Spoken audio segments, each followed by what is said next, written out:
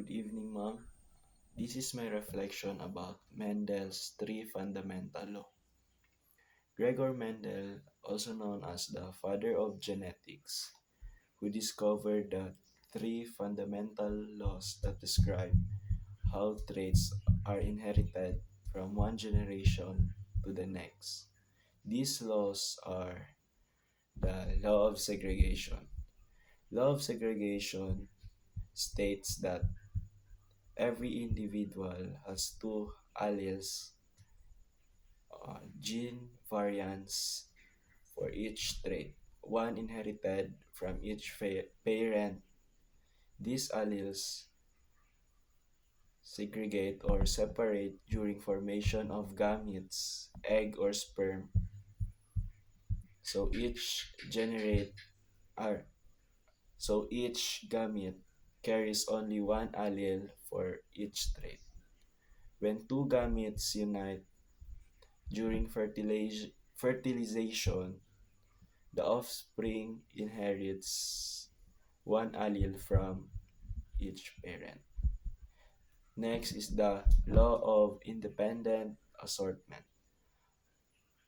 According to this law, genes from different traits are inherited independently of each other. In other words, the inheritance of an allele for one trait does not influence the inheritance of an allele for another trait. This law applies to genes located on different chromosomes or those far apart on the same chromosome. The last law is the law of dominance.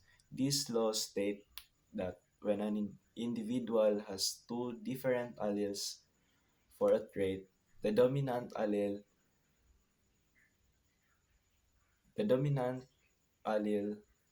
will mask the effect of the recessive allele.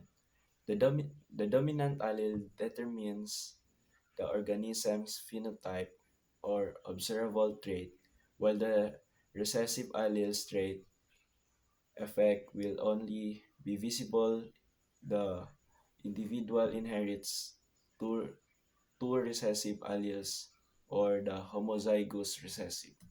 These three laws form the foundation of classical genetics, explaining how traits are passed down and expressed in offspring.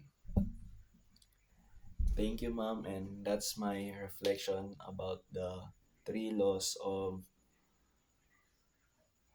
Mendel. Thank you.